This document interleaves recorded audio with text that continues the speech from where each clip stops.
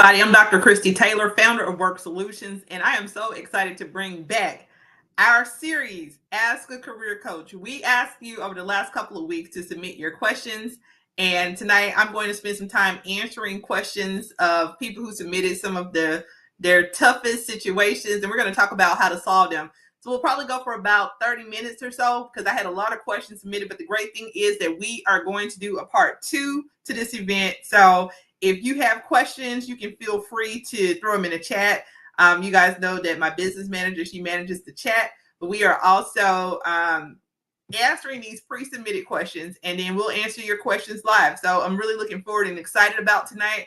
And I'm going to start off with some quick introductions. So again, welcome to Ask a Career Coach. This is the series where I, Dr. Kristy Taylor, take a moment to answer your questions. I've been a coach for over 10 years, and so I'm really excited to kind of see I took a sneak peek, but to kind of see, some of the questions that were submitted tonight. Now, we are coming off the heels of our Beat the Bots series, and Beat the Bots is a free workshop series that we run here at Work Solutions, and we're focused on a couple of different things. One, teaching you the basics of writing an ATS-compliant resume, some of the challenges that people may have with beating the applicant tracking system. And then the second part of that is teaching you the art of really understanding a job description. So we are here to teach you some basic skills, and we host a plethora of events throughout the month to help you with your professional development. Now, who am I? I am, again, Dr. Kristy Taylor. I'm the founder of Work Solutions. I am a certified career coach. I'm certified through the Professional Associations of Resume Writers and Career Coaches. And I am an ICF accredited executive coach. So I really focus on helping individuals to get to their next level in their career. I'm an HR professional where my specialty area is training, education, and coaching because I have over 20 years of experience in teaching and coaching. And this is really the area that gives me joy. Some people call it organizational development, right? In addition to all of those things, I am a certified workforce development professional, the founder of Work Solutions, you see, the WORXK, because we like to say that we are the prescription for career success. And you might have heard of our podcast, the Prescription for Career Success podcast, as well as some of the events that we throw. And we do multiple media events and have publications throughout the year. And in addition to some of those things, I'm a member of course, the PARWCC, as well as the National Career Development Association. And my professional background includes, again, education training. I've been a military veteran, as well as worked as a federal employee and contractor. So I've kind of run the gamut, right? And so the things that I'm going to be sharing with you today, a lot of it, even when I'm answering the questions for some of the submissions that we have, a lot of that is sometimes my answers are really based on real personal experience, right? And so you kind of know, that's why I say, we set this for an hour, but it could go. I'm probably only going to go 30 minutes because I know that when I get to talking and answering questions, I really try to go in depth. So I want to kind of keep it structured. The last thing I want to show you before we jump into some of tonight's questions is that, we here at Work Solutions, I said earlier that we are the prescription for career success. We are a career coaching firm, and we specialize in career branding, career resiliency, and diversity-focused events. So if you have checked out our YouTube channel, and we have some events coming up, we do our Diversity Works Roundtable throughout the summer. That is a 4-part series that we host. We started it last year. That was great. And then we also host events through our SAFE network, as well as our Career Resiliency Resource Network, where we host free professional development events for individuals in a virtual space to allow you to be able to ask questions and engage with different speakers. So these are some of the things that we do to try to promote career development and build resilient workplaces. And so with that being said, I'm going to jump right into tonight's first question. So let's go for it. All right. So this was submitted by Alyssa. Alyssa says that I'm about 2 years into my first job out of college. And honestly, it's not what I thought that it would be. And it happens, Alyssa. Sometimes, you take that first job and you're excited. And Alyssa says that she's starting to feel really stuck and unmotivated, but she is nervous to leave too soon because I don't want my resume to look bad. Guess what, Alyssa? On average, most folks are staying at a job about 2 years. So it's not going to be uncommon. But her question to me is, how do I know when it's okay to move on? Well, here's what I would say. Have you maximized everything that you can gain or learn from that job? And again, there's no pressure. If you are at this point feeling like that you need to move on. The first thing I would say is I appreciate you being honest, because this is something that so many young professionals struggle with, because I came from a generation to where it was kind of like, hey, you need to get a good job and you stay there for 30 years and then you retire. But the world is no longer like that. Society is no longer like that. So when you're feeling that little tug, like, hey, I'm not getting the most out of this experience, I'm not meeting my maximum potential, you might be at a point where you're ready to, I would say, not necessarily, sometimes it's not necessarily moving on, but you look for opportunities to grow. And if you feel like that in that position, there's no longer room for you to grow, then it may be time to move on. So if you look for opportunities to grow within the position or the organization, because again, your career itself is a journey, Alyssa, and it's not going to be a straight line. So this is not that clear cut, oldie but goodie. You find a job and you work there for 30 years. This is the first job that you took out of college. So it's normal to realize that your first job isn't going to be the perfect fit for you. And so what matters is just how you approach that next step. So if you are feeling consistently unmotivated and disengaged, or like you stopped learning, just kind of like I said earlier, right? That kind of gives you that feeling of being stuck around, even if you've tried to re-engage. So one of the things I always say is, again, before you exit, if you're working in a pretty good environment, but you feel like, hey, I'm not growing here in this environment, take a look around. Are there opportunities for you to continue to grow in that position and continue for you to develop your skills? Talk to your supervisor. This is why doing a personal development plan is so important, right? Talk to your supervisors. Are there opportunities where you can kind of do stretch assignments where you can continue to engage and grow? Now, it's usually now, if you're feeling quite disengaged and there are no opportunities to grow, there may be eventually time to move on. But my first piece of advice to you is to look at where you are. And again, if you're in a good environment where it's kind of like, now I'm just feeling like, well, maybe I've maxed out this position, talk to your supervisor and develop that personal development plan. Or even if you don't feel comfortable talking to your supervisor, you can kind of develop this plan for yourself. Like, be clear about where you want to go and what you need to do. And so one of the things that I'm going to tell you is, like, something I say all the time, right? Is I want you to focus on building a strong story around the experience that you have, because especially if you kind of have that mindset where you've been told to stay, but you know that you've outgrown that role, it's really important that you really take a look to understand that you don't want to just do something to look stable. You don't want to just stay in a job just because you want to look stable on your resume. Instead, what you want to focus on is creating that story around the job. I mean, I think 2 years is a good enough amount of time for you to build a story around a job, right? That strong story is about why you're leaving. Because again, the first thing you've already done, and this is not going to apply to everybody, if you know you're in a good environment, you've looked for opportunities to grow personally and professionally within that environment. Maybe you've looked for opportunities to grow personally and professionally within an organization. And if you've maxed that out and you're not being challenged, you're ready to move on, then you have to start shaping your story around the reasons why you exit. And here's what I'm going to suggest to you, Alyssa. As you begin to shape that story, and again, my advice is one thing, but I want you to do what's best for you, because you might go straight into I don't want to work here anymore, and you need to start shaping that story about why you're moving on. So what I want to encourage you to do is I want you to reflect on what you've learned in your current role, okay? Write down all of your tangible accomplishments, because one, you're going to need this to put on your resume, right?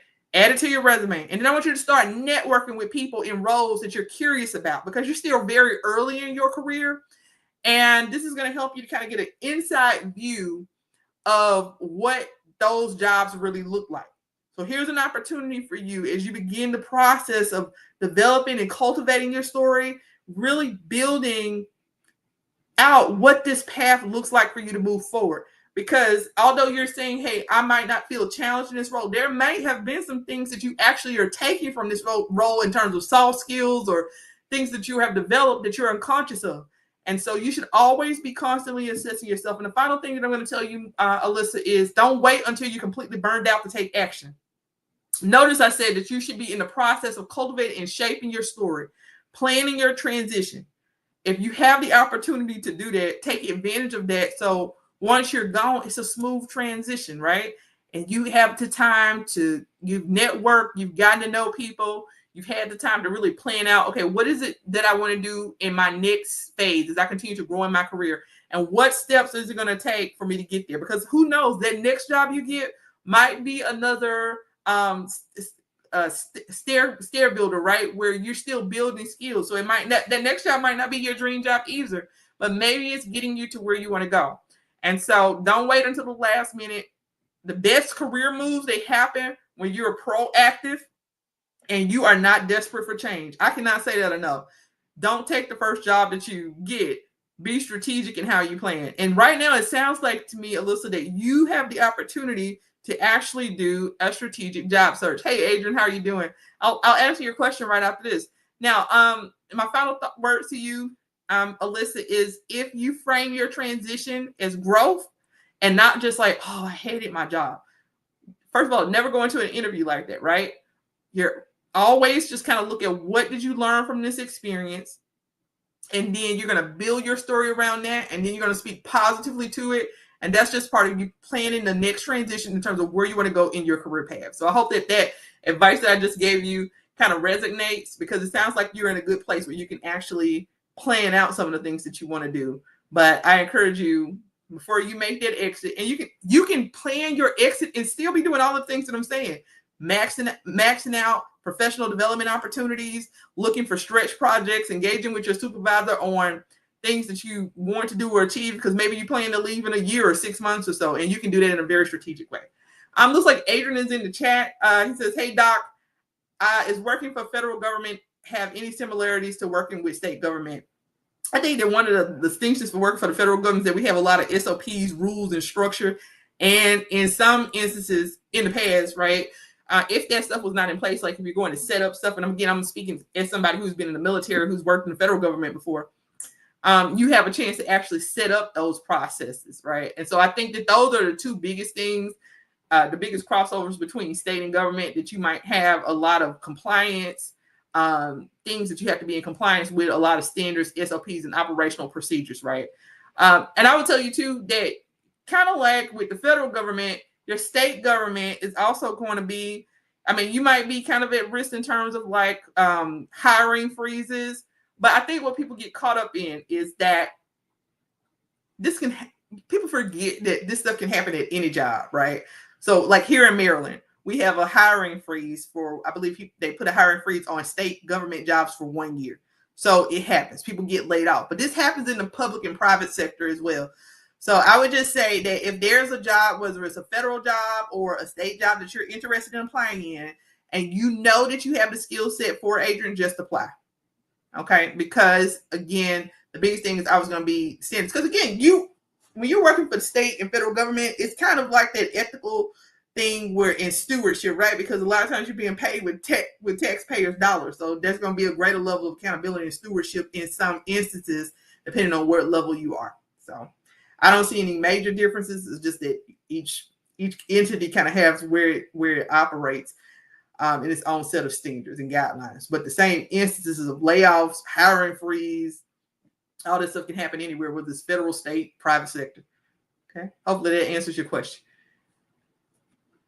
All right. So let's take a look here. Wow.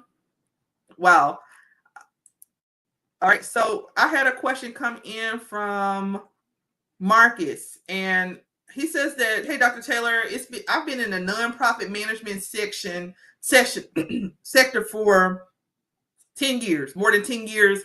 And I am ready to move into corporate training. So I'm gonna read this again. Marcus says, I've been in the nonprofit management sector for more than 10 years, and I'm ready to move into corporate training. The problem is that my whole resume screams nonprofit. I don't have any corporate experience, and I feel like recruiters won't take me seriously. So I'm gonna tell you up front that a business is a business. It's just kind of like I used to say when I worked in higher education, right? We'll say that we're a nonprofit entity, but at the end of the day, if there were no students in the seats, we were not raising money. So the same thing from a nonprofit standpoint, where as you might be getting grants or donations, fundraising, this is still a business. It's really just a difference in terms of the mission and the tax codes that you fall under. So you are used to dealing with a board, you're used to dealing with quality and compliance, you're used to stewardship over the finances. I am sure that in terms of the products and services that you provide, there has to be some deliverable. So you have a lot of the skills that are going to be necessary, Marcus, to cross over into the corporate sector. So I'm really glad that you answered this question, because what it really reminds me of is like what I'm telling people all the time, right? Focus on those transferable skills. But again, don't underestimate yourself, because a business is a business, whether you're a nonprofit. I mean, there's going to be some different compliance standards, but how we conduct ourselves as professionals and carry things, a lot of those things will cross over into the corporate environment. I mean, I think about all the people right now who work in government. I mean, Adrian just brought up a good question, right? And who are going out and trying to figure out how do I make my skills cross over into the private sector? Well, you have a lot of transferable skills: project management, financial management, people management. All those things are important. Operations management. I'll give you a personal example, Marcus. I just started a new role, and I walked in there on day one and I said, man, I don't have any experience. It's going to be a learning curve for me in this portion of, in this specialty area of what I'm doing. But from day one, I hit it, right? Because what it took was the ability to be able to manage people. And those are transferable skills. So I might not understand every aspect of this role, but in terms of what I, because it's a new portion of being working in the sector. But what I will say is that I understand people, I understand processes. I'm a good project manager, and just those basic transferable skills allow me to come in day one, knowing that I'm on a learning curve, understanding that I'm going to have to work with people, and to understand I'm going to have to take initiative to understand the nuances. But in terms of the people management and operations management, those skills are there. So I want you to think about that, and also look at your mindset. Don't automatically go into this whole thing as if, well, recruiters are going to turn me down, because remember that you are the brand. Marcus, you are the brand, and how you present yourself is part of that, right? So again, the first thing I say is, again, don't think of it as nonprofit versus corporate. Instead, I want you to think about an actual skills that you've built, like I just explained to you. So in your role, you've likely done things like program development, manage budgets, train staff or volunteers. And you talk about going into training in the corporate sector, you've done those things. And remember, with volunteers, sometimes that can even be volatile, right? Because they might not always show up and do everything you want. So then how do you manage a difficult group? How do you manage stakeholders and engage with people? Also in the nonprofit sector, you've built partnerships. All those things are important. You've done presentations and public speaking. Everything that I'm naming for you, Marcus, is a tangible skill that's transferable, that will make you marketable in a corporate environment. So it's not really corporate versus nonprofit. It's just a matter of how you are building the brand of you. And one of the things that you need to do, again, is we've identified some skills. So I'm just talking to you and I've identified some skills, but the other piece of it is that you got to translate that stuff on your resume, because we just did a seminar earlier today where we talked about having an applicant tracking system and ATS compliant resume.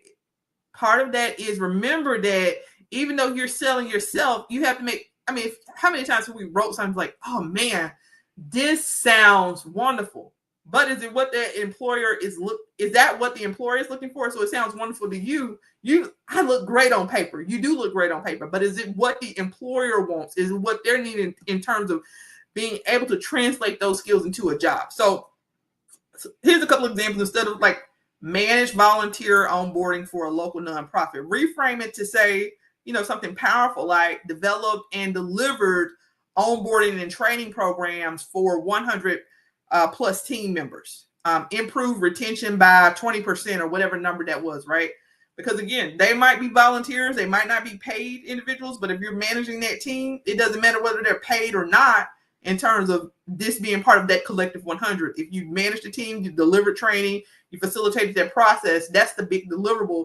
And you're showing how you can bring this skill set to an organization and to help improve which is really my wheelhouse, improving their retention rates, right? And employee engagement rates. Just remember this, Marcus. One of the things I want you to know is that you're not necessarily reinventing yourself. You're just packaging your existing experience in a way that matches that corporate recruiters, what they're looking for that role. So remember, you might sound good. You might look at yourself on paper and say, oh, I look fabulous, right? But is that what the actual employer is looking for the role? more than likely you have the skill set because you've done all of these things, but you have to package it in a way that the employer really understands the value that you're bringing to the table. You are the business of you, Marcus. So the last thing I would suggest is just remember that if you want to transition from nonprofit to a corporate training sector, just set up, you can reach out to people on LinkedIn. I had a client that was doing that today, reaching out to people and just kind of setting up informational interviews, ask what skills or certifications. You can kind of look at organizations like ATD, Association for Training and Development. You can do some upskilling on Coursera, or even LinkedIn has courses that you can do. And I just want you to consider, like, if you're seeking a certain training certification, adding that to your resume or your portfolio. But the main thing is, again, showing like my resume says has trained and taught and trained over 20,000 adult learners. Okay, because I've been doing this for 20 years at this point. So it's probably more than that. But just be able to put those numbers down so that people can really understand your level of experience and what you bring to the table. And remember that career pivots are often more common than ever, especially in this day and age. I would encourage you to check out our 21-day career pivot series that we have on the Work Solutions YouTube page, because there's lots of great info in there that can also help you. All right, so it looks like I can answer at least one or two more questions, and then we'll save the rest. Again, if you're listening, feel free to throw it in the chat. Okay, let's look. I have a question from Jasmine. Now, this is super relatable, especially if you're here in the DC area, right? Adrian asked a great question earlier, but this is something that people are often dealing with. I've dealt with it myself. I'm being upfront with you because there's nothing as a coach. There's nothing new under the sun. But Jasmine says, hey, I was laid off 4 months ago. I've applied to so many jobs. Man, I am seeing this. I'm seeing it in Reddit, I'm in the chat forums. I'm seeing people post on LinkedIn about how frustrating it is. And Jasmine says, I've applied to so many jobs, but I'm not getting interviews. And honestly, my confidence has taken a hit. It feels like maybe I'm not good enough. Jasmine, I promise you, you are good enough. Most of the time, it's just, the way the resume is written. Again, I've seen people with resumes that were not so great that were still getting interviews. But most of the time it's because even though I might not think the resume is great, they at least had the key words in there that's getting them the interview. So Jasmine is asking, how do I rebuild my confidence and actually get noticed by employers? The first thing, Jasmine, is know that you're not alone in this journey. There are thousands of people looking for jobs. I read an article today that said in the human services space or social impact space, with the closure of USAID, it's impacted over 250,000 people that work in international development. They have lost their jobs. So think about that. Those people are having to reinvent themselves. So you are not alone. I want you to realize that, first of all. The second piece is that I want you to think about yourself as a brand. And you are building the brand of you. Sometimes we are so attached to the jobs and the careers that we've had that we become embedded in that thing that we did, right? But you're actually the brand. And so sometimes we have to start from the beginning and say, well, who am I really? And how am I marketing myself as a brand? Because again, being laid off, it can shake your confidence. But I want you to know that it says nothing about your worth, Jasmine, or your capability, okay? Because here's the hard truth. The job market is going to be competitive. I just mentioned 250,000 people just did international development. I have a doctorate degree in global health, and I'm having to fall back on things like my bachelor's from 20 years ago in human resources and a master's degree in history. I mean, I'm lucky to have multiple, levels of education, but I can tell you that is not just what employers are looking for. I mean, the education is great, but the skill set is what a lot of employers are really looking for, right? And so most likely you have the skill set, you just are not tapping into it to maximize your potential. When it comes to rebuilding your confidence, I want you to start by taking an inventory of your wins. And this actually can really start, Jasmine, when you are sitting down to revamp your resume. I want you to look at that current resume that you have that you've been sending out to employers, okay? When it comes to that resume, is it just a list of job descriptions? Does that resume actually really show you as a winner? Okay, does this show you at the level that you are at? Because I get it. You probably were not expecting to lose your job. You put together a resume, you're out there searching, and in the midst of that, you're dealing with all of these emotions. But I really want you to actually take some time to look at yourself as the brand. Now that you've taken a deep breath, it's been a few months. Go and look at this resume again. Is it really demonstrating who you are? And are you really articulating who you are? Because in that case, I would encourage you to schedule a free appointment. Let's sit down and look at you as the brand. And I think that that's what most people are missed, because again, you've been tied so much into this job that you've done. It became who you were, but that's not actually who you were. It's just a part of piece of your life. So rebuild your confidence is write a resume that really shows who you are, the projects that you've led, the initiatives that you've supported. Okay. I'm not sure where you are in your career, Jasmine, but even if you've supported major initiatives, the things that you've done, if it's even it's just something as like supporting internal clients, right? How did you make an impact on an organization? What was the amount of dollars that you saved? What type of recognition did you receive? Once you kind of start to think about the totality of what your experiences are, that's going to really help you to really see, like, I'm much more valuable than I'm giving myself credit for. And in that case, that allows you to take an inventory of your wins. And also just the mere fact that you've applied for all of these jobs and you find the strength to keep going through this process, that's a win.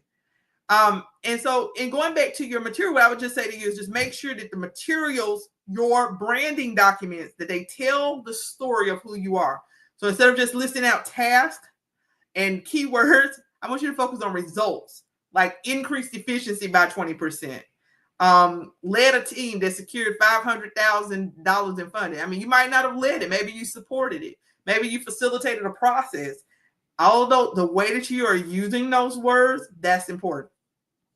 And then I would suggest also to boost your confidence is practicing how you talk about your layoff. Instead of saying I was laid off, and this is my favorite, don't say that you were fired. And I heard somebody say that it was all the same thing. And it's not the same thing. You laid off is I was coming to work. I did not expect that, right? Firing usually involves some level of behavior, whether you think it's fair or unfair. But people get laid off every day. And so that is, what I'm saying is I want you to not dwell on that. And I see a lot of that. I get it, man, the emotions of mourning, especially if you put years into a job, but you have to pick yourself up by your bootstraps and move forward. And I get it. Let's mourn, but we got to move forward. And we got to build a brand for ourselves that allows us to be competitive. We haven't even gotten there yet. And I said it earlier today in an event that I was hosting. We're going to start doing some things here at Work Solutions where we're talking about your career in AI, because they're saying by 2030, about 80% of the jobs that are white collar jobs, meaning like administrative desk type jobs, AI is going to start replacing those jobs, right? So you have to ask yourself, how do you become an asset? That is a whole different topic. But what I'm telling you now is that when it comes to confidence, Jasmine, you have the skill set. You just have to know that you are competent, and you have to focus on building the brand of you. And that's going to start with how you build those personal documents. Okay. All right. I'm going to answer one final question, and then we're actually going to be back on the 21st. So we solicit a lot, guys, in terms of putting these out there. People are submitting questions to us from all of our platforms. We're across Facebook. I get messages on Facebook. People will email us questions. So we have plenty.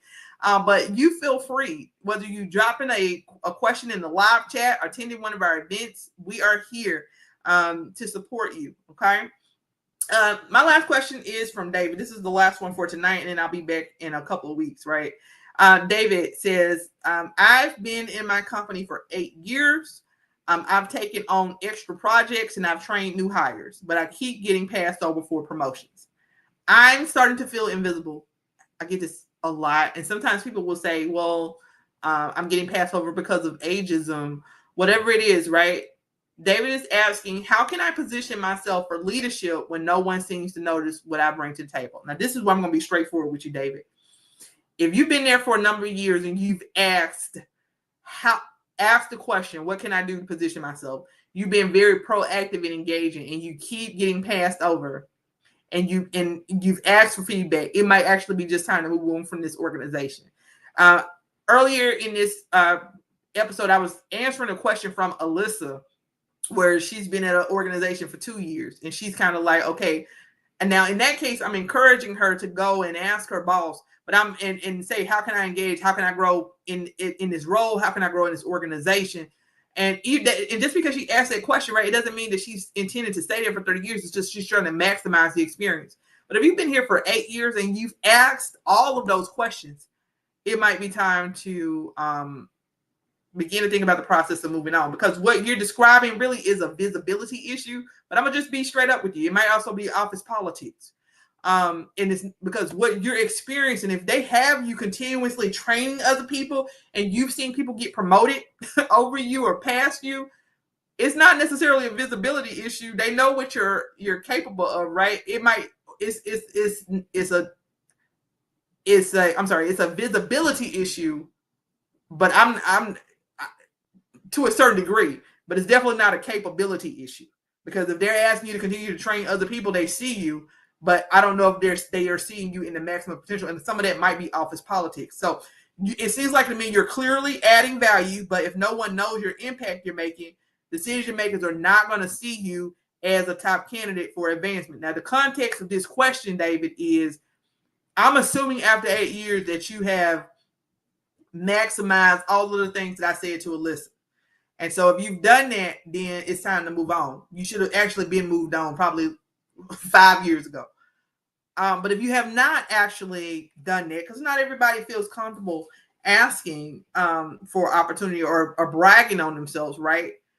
Quote unquote, then you have to take the steps to actually become more visible.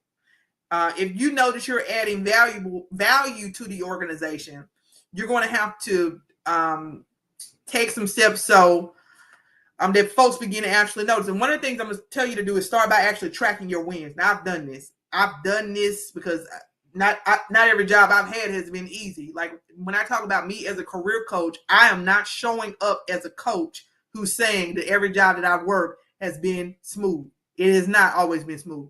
And one of the things where I found myself in situations where I felt like, okay, they're not noticing my work, I started to track my wins, and I kind of submitted as a report of like, here's what I'm doing, right? So I'm going to tell you this, start to track your wins, especially those tied to measurable results, because if anything, if you do have to make a transition, at least you got that stuff you can take with you. There's going to be an impact on your resume.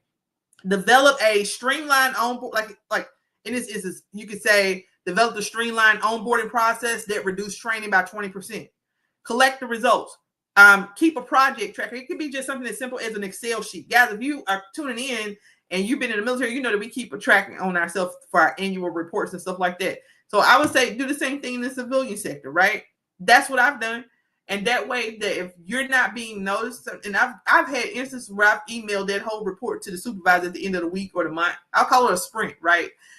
But start keeping data on yourself. And I want you to also build allies within your organization. It means developing relationships with mentors and sponsors, people who really know your work, people in leadership who can advocate for you when you're not in the room. There's a book called Forget a Mentor, Get a Sponsor. The mentor is the person who's mentoring you in the organization, but they don't always have the power, push or pull. The sponsor is that person who's a couple of levels up, who, when it comes to projects and opportunities, your name is going to pop up because they're willing to tie their reputation to yours. All right. If you're in the business of you need your own personal board. You need a group of sponsors. You need a group of mentors. You need people who are going to, in and outside of your organization, who are going to advocate for you, or who you can go to and ask questions. And finally, I want you to have a direct conversation. Now, this is, again, I'm giving you all of this stuff with the assumption that you have not done this yet. Finally, I want you to have a direct conversation with your manager. Let them know that you're interested in moving into leadership, and ask what specific skills or experiences that you should be building in for a promotion. Now, if it's been 8 years, I'm making the assumption that in some way you may have done this. And if you've done it and you're feeling like you are not undervalued, go back to that list that I told you to keep of yourself and use that to update your resume and start looking for another job and move on. Because one thing that I want to start getting across, and I'm going to do more of this, you don't have to stay where you're not happy or where you're not appreciated. Okay? Use everything as a stepping stone, but don't feel like that you have to stay We are long past this dynamic where we need to stay somewhere for 20, 30 years. That was ideal. That was the ideal situation. That was the American dream. But you only get one life. You only get one opportunity to do this. So with that, your work day has to be productive. You have to be happy, and you need to be feeling like you're reaching your max potential and that you're being appreciated. If you don't feel that way, then David, it's time to transition. All right, guys, this has been about 35 minutes. I had 4 questions that I was able to answer today out of the 10 that were submitted. As you can see, this is a pretty long process and it takes a lot. What I'm going to do is I'm going to invite you guys to come to some of the free workshops that we host I believe that we're doing it on Thursday nights for the month of August. And these workshops start at 7 o'clock. This is our Beat the Bot series. And then we also have professional speakers that come in and engage. And you can check out my LinkedIn page. You can check out worksolutions.com/work events. And that'll tell you a little bit more about some of the events that we host throughout the month. So I told you a little bit about me, but then I'm also going to tell you how you can work with us. So one, if you would like to schedule an appointment with me, we're going to, you can go to worksolutions.com/calendar and you can book an appointment.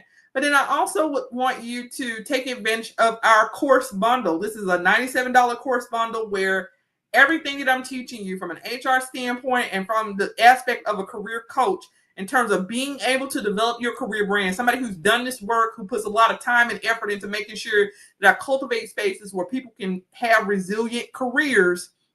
I want to encourage you to purchase our course bundle. It's only $97, and it is an end-to-end opportunity for you to brand yourself. Our Brace for Success Pivot Like a Pro workshop, I'm telling you, it works. I've used these techniques with my clients. I've used it with myself. You're going to get a workbook. The class is about an hour and a half. You're going to work it self-paced. And then you're also going to get a free copy of our ebook, why you're not getting called back, 6 hidden reasons and how to fix them. And then finally, I've included some ATS-friendly simple templates. That course is only $97, guys. And it's kind of like an introduction to an opportunity to work with us, because I would also love to engage you in our 90-day experience where I serve as your one-on-one career coach, and I help you with your career brand and actually take over your career branding from end to end to support you throughout the interview and job search process. So again, my name is Dr. Kristy Taylor. It really was a pleasure to jump on tonight. Feel free to join us in any of our events. And until I see you again in a couple of weeks, feel free to submit your questions. You can inbox us, email us, and we will answer your questions live. Have a wonderful night.